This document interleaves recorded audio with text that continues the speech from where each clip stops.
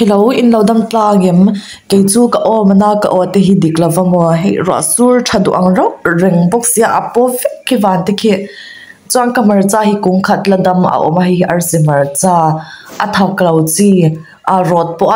po in a tui chuang lova he tyang ho hi chuwang chuanin italian ho hianin a he tyang ho hi tui de song bol dan an neya chu tyang chuanin ka ti dona kanu in man i khan min sirti ra he kamar cha hi kan ti ve chin don ani chu lo tang kai pui in om takin ti thila ton tum video a chuanin karon mo don chewa chuanin kamuk bang bo kang vo in cha Hello Rombo lang ka microphone hi workem ka shilava lau dam tlangin hey inglau marcha ka song bol do na chuanin ka marcha man tur chu I arsik marcha ka tak min ka pa mo hey amoyim kalo zo cha ta kha an ni a kalo zo cha ti me lo fo india kalo khan ya tu na han chuanin client ya tlai e rong bol hun do na chuan e rong bol ma in kan ti lo ka nga arei lava I hi englau enge kha marcha thak lau chi anga khan mo he marcha moi de tu po om ve hi kha ang tin te po kha ahman thei ta a hi marcha ama cha ve tup si thak si lau kha tyang kha I ra la chuanin he tyanga marcha thak ta kan se le kan jod kha tyang ang pan ka chuanin atui la lo ni chu khang ho kha chuwang chuanin I tuna vo ina hianin Italian nona recipe Italian grandma siam danin ka siam dona chuanin he ka chu marcha ani dona kapman tura hi chu he pakhatna hi chuanin he hi aceto khani kha vinegar ani vinegar hi kapmang dona ni achumnan vinegar hi achumnan kapmang ngamo ganda ha tui tel na lo tur ani a tel tam to kha ta chan chu marcha pil tur kha ani a chuanin he hi white wine hi kapmang le don ani he hi white wine asian na mo kamixa an ring chu a thiang ka he mi na hi pahni ka tel don ani laurel antia italian chuanin english chuanin bay leaves kan ti ang kha ani arin tu hengi tomato sauce an siam ma de poti haran thak tu arin kha ti tu he mema chuanin bay leaves mo laurel hi patni ka telanga purun var pakhat ai pa ka chan som law ni chu chuan hemi black pepper hi patni lek ka tel bob do na he ta hianin marcha hi ka chuang so dona he ka ti dan tur chu a hnu lampang atang khan he lampang chu he amoi sin te hi cha bum to pa ma se he te ai ra chuanin atui ma lo mo atui ka ti lo arin hi chu tu ya ma se athak lawa om se ang bak lo ni chu he film quarter in achunga chi kha la chwa tur nya ti hianin akwa in ti ke nya lo tur kan ti de chung chung nge kare la cham to ka kare vau intimate he tu na ta khianin kan pa chu amsterdam training ninga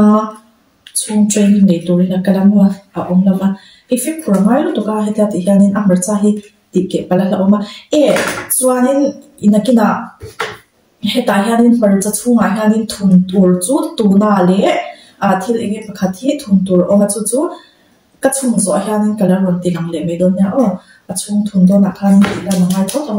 fen kan na lok te ang he panchamanin ka panchamanin video kasam don reilo te alpha in thak tin tam khamo ka pe lawa ti hianin melo munal thome te bo chuan ingek su la kha ka re duk na chan chu kan pa chu amsterdam ninga chung training dori na kala mo ti pa ti he thiam no ke chu na ka tho chuan en moi le na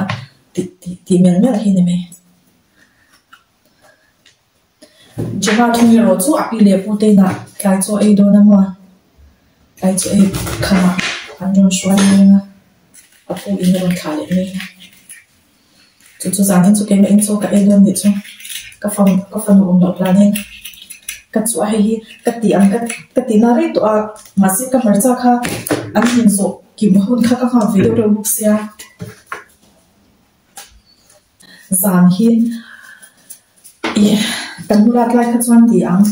dán hi một tí cần xia cần hành biến lấy thể của đar đi đar thùng tố là cho nên khu mà cái lui lúc khác mà để cho nên ăn đi thổi trên phone các khối ngay đâu đấy ê nó đó à Chuan hay vinegar ka chuang don ni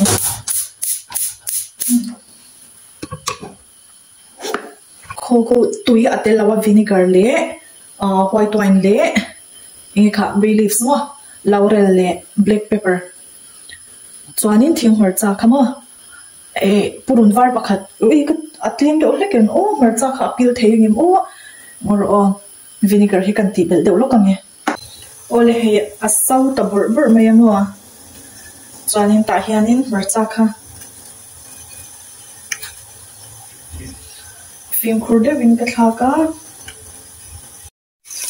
ole he midit bi kha ka chuang to amo midit bi kha ka chuanga rei do chung lo to nia atin ka to ni lawa chuanin he hi pian hianin kala chua ka thipul de win in khi bul deuh se ko akhai khup zonga ti lo chuanin ti hi angai ve dewa cham chu a ko chunga khanin tui akha ni tui ri la hi a clean ve a khawang khanin he chal tu atang chap me he ni marcha hi bread te focaccia kan ti ang te ne ti hanin anei pol thina a tui lu tu ka ne ke kon tui ka tin tu ka kan pa han dul tu boka chuanin he ti dan tur pakhat chuanin puan hi heng puan thiang him ani a chuanin hemi atial ho hi chu kan lo tinang tel lo hemi var hi bungrua in chung bungrua le hei khatia ang balvel shuk faina kha anita a chuanin hi chu plate ho ka shuk faina ele in wa tok tu atan po khanin apoi lovani athiang dimani hemi puana hianin amalte de hian ka pharanga hi a hul de vinan om turani a hei akhai khum zong hianin ka da chan chu ko soile soinu a chung khu kwa hei ka tin kai main ka ta an lo khop chen do hei bo hi la tin a hun kala nei lawa ole he ti hianin a hul hun kang nga chuanin ka ti le zel dan tur ka don telang le don nya ole thok chen le don o tu na hian marcha chung khan ni zan ni chu video hi in som veka chuanin hi aro an hul aro khel mai lawa hul thada ngai ma se zan kho ache em khel po kha angai lawa ma se ni min khalin choi lai rong bol buna ti kha kanya cho ho ka lai phang renga timi yang rong kha ka bol ya kha min no khalin chuanin dar saria choi thin kha dar sari le chan ya ka dar kar chan vin ka lai ni chu apoi chuang lawa ma se tlai vak thei kan lawa zana hianin ka fanu patir ka ngai school akal thina wang khanin chuanin zana po thleng ka silain aron honga api deina cho e kha chuan khoi chun som balawani dar garni vel tia da po khanin an hul top lu tuka chuanin voina chuan ka ma motor chu olive oil hi ania olive oil hi ka man cham chu thil fry na bi kan ta thil kan fry reng kan chuanin he kan deep fry a chuanin thil fry kha kan la chuak le kan thil hul to china chu wang chuanin a oil kha nge kan tel lo angani ta a chuanin he thil fry don chuanin a fry na oil biga khang ka pang ta chuanin engineering chu pe toi nei te kan kang ta a fry ni len lo kan ro he da lak chwalo engineering fry lak chwale omsia ta ka chu engineering french fry te kan lo siam ta kan fry ta kan la chwak ya oil kha chu kan pai ta kan tel lawa oil tel tur chi anga chuanin olive oil ka mang china chuang chuan ko ina po hianin hi kamar cha chiana tan hianin thil fry na oil ni davin oil hel thei kha ka mang do na chuan a chan chu hei hi chu thil fry na oil hi chu ei tur tan a hrise lawa taksa tan a hrise lawa chu phang chuan hi olive oil hi apoi ei po chu hi se chuan voina kan man tur chu oil kha ani ta a hei kaperi ani a kaperi hi inge kha English khanin nei to capers and make ka soi sol ka be sei Italian chong chuan in kaperi an tia thil English ka sha ha ka thei zop de to Italian chong kan ka be so ma hi tuna ani a Italian ha chuan to no an ti a tuna po an ti thawa he mi te pali hi a chung thuna mang do ani no shin tui le be tuna chu chuan kaperi hi hei kan lo mu ngai mu chu hei hemi mu te khan ya kaperi hi ka fok chu kan wang ba le to si adam kan lu ka ki enge kha tu na he ka mix na ka kutin ka mix na ne chan chu kutin thun tur ni a kaperi hi ti nim do sok ka du buk se hi kut nge in di hanin ti la du thu sam sok ta ni chu chuan thei sham chuan in han to chibun kha tha ti hanin ka mixa chuan in ka thun don ta ni ta hian alama ma em o ka camera da na he ka da nei chuan in ka mai chau min la a do kan hi la le si la vangwa chu nya bai thak ra to ka ma ni thil ti chu ka lo kem kai chin a aqua khan ho a chang to hor ti han ka very le tu na mix kha kan thong ta ni ava han tui don ta kanu hian a siam thina mo kan pa nu hi siam thiam lut to kan ni a kanu hian in ei siam hi a thiam lut to ka thil siam hi tui thei siam pizza te hi ma nge me hian in an pura mo a tui thei lut to ka kanu te ina cho ei jing te chuanin kan thau tung me ni a thil siam hi a tui to ka restaurant icon inga kha tiramisu hi kan pa e du ber ta ni cho birthday a po birthday cake ti ver hi restaurant film hi kan dei ngai lo ta tiramisu ma the do a kanu hian ma na chang to in kum tam tak chu tiramisu hi a pian samina lo sam sak thina mo ina om chan chu restaurant mi ai ko ina to yete a to iso ke talon Ashimshimin anu te hin ngai sa nga e mo ro tu na chu ka tel bela ngai ni he kan tel bela nge pathum la wanga an ya va ka pre chuan in dai don thapa capers ka soi sol lo chuan ka sha English te hi kan han thiam lo kho pa thiam to lo sa nak lai hanin kan thei ve chen na wa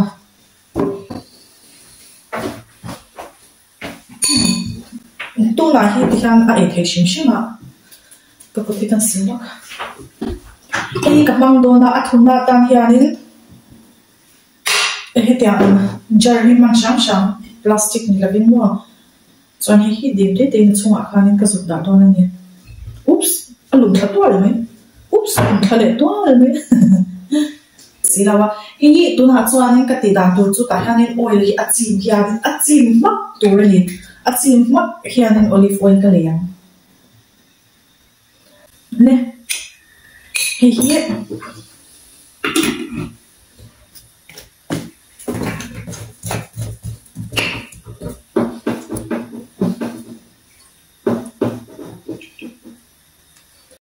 ei tu na chuan tui ka chuanga ka tui chuan hi a sawanga hi ta hian bela hianin hemi bura marcha hemi a chin cha tur hianin tui kha ka chuanga tuna hianin dar som pani le mini som di lo nia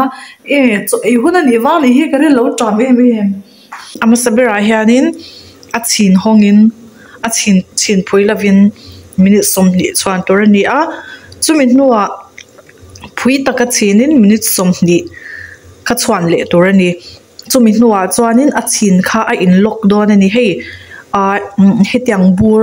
hetiang glass bur mo hetiang thil kan leya eitur kan leya kan han honga ari khep ang chi khanin alok a in honga ari khep ang chi khan khatiang khan alo omdona achan chu achunga borang zong kha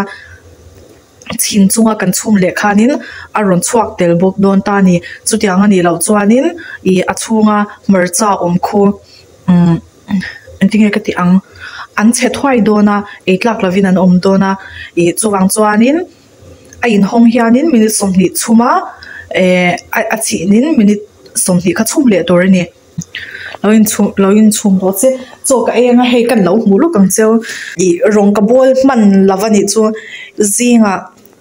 ka fano school kal nuwa ka chhuwa ka mar I center ka zuk kala dam doi te kaleya achan chu akhu awang khanin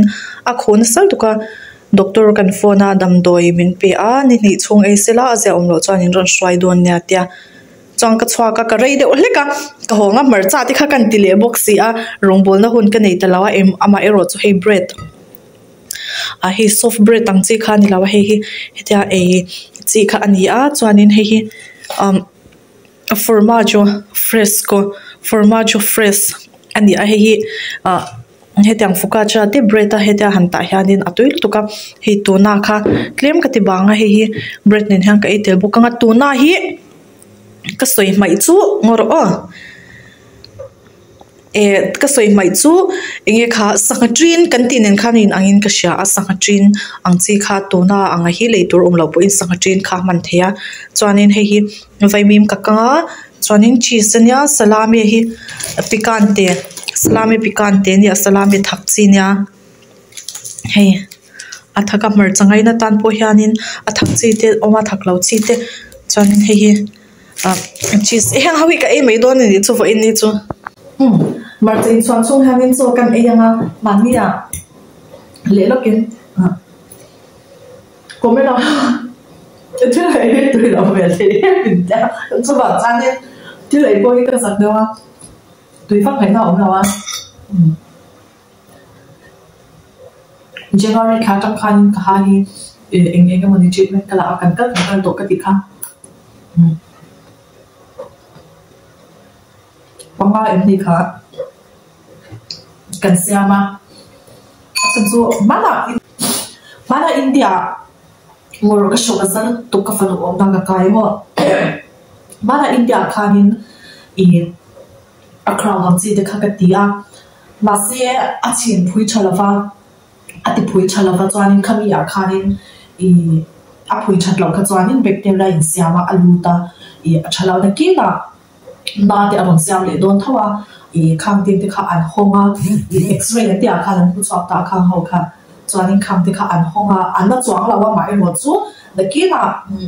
boy na min la khan thei tu ni wang khan khang te kha hilama an hong traffic a an treat chane evik abul jamin an ti a chuanin khang te kha crowd a tharin an da chane evik dona an root ka dal kha na chuang lawa sela a tharin anti le evik a bacteria antified khan anti le evik a khang dem kha kan tia chu bang chuanin tunai hianin upfront kha permanent kha anwa to chuanin phoi le remove le ahar sa to chu bang chuanin adam chiangem ti hi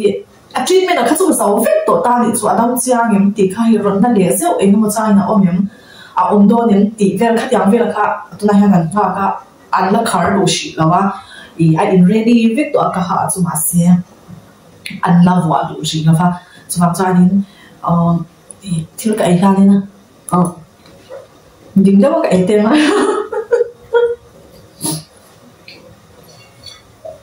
moi da rin ka ai cha thai lo chu bang chuanin thil ai po hi ka shona break him off tu na nen hang kan ai nga he ta thil ai ha ni tu na nen hang tu lo to ka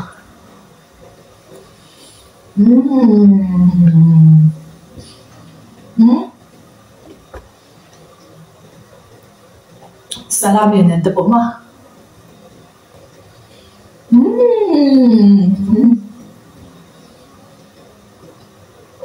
lo to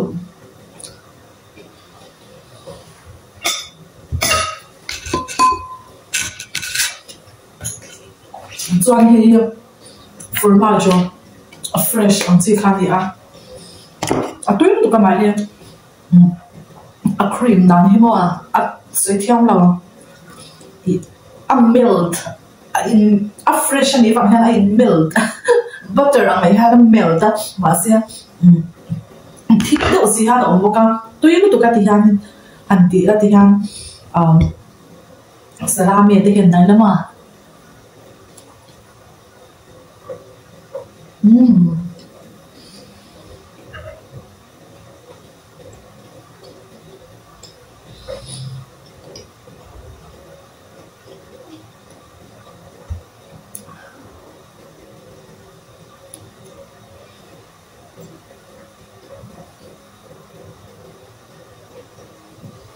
sống bằng hành trang ta chỉ mong khăn mình sống đi tìm hona chỉ khăn cái chỉ nó mình sống đi đâu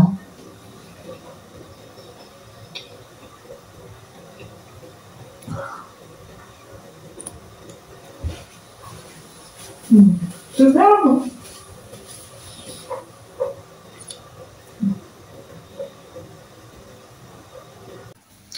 lokin ka soi mai ka hlau em ai hi mini somni kha chin chung hianin a in chuang le to a ka o te hi dik lo mo ko om na hi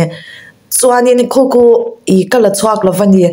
chin phui chunga mini somni chuan nuwa khanin kan chum na tu ya khu adai nga turani a adai mat lo chu bottle hi lak chwa lo turani a khumi tui a chum na tui khu adai ve khuna chau lak chwa turani o chuanin chumi nuwa chuanin a ei thek to ani mai tôi được tôi làm thôi nhà mua theo em mà tôi nhận được cho mua anh tìm đang suy nghĩ sao anh hành hiện đang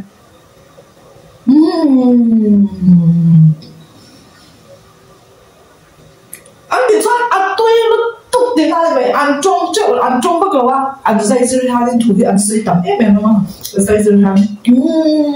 anh tìm cho tôi lúc tục mama mia cái quá nó ôi căn hộ tôi lúc tục anh thì tốt chứ nào anh cũng dây dưa hai anh mang nó sao lúc tục anh cũng dây dưa để lâu hai đến anh trông thấy lâu cái gì vậy cần ba bữa em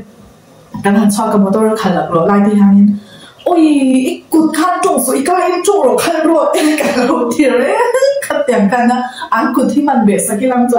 anh trông thấy đâu anh cút thì anh mang nó sao khó bao mòn rồi cái trong mỗi ngày hey mình dây dưa để cút dây dưa rồi có thể thu tóc tại anh xoay thấy gì chưa anh cút anh tắt xa anh cút thì đang về chi trông đang nên mắc tầm lúc tụi các bạn em có chuyện gì sẽ anh tận sinh cái suy phát cho nên mình không hay thế nào thế khai anh lâu mà tin lâu mà năm tháng hậu giờ rằng thì sáng nay tôi có trả thì bồi bồi như chẳng là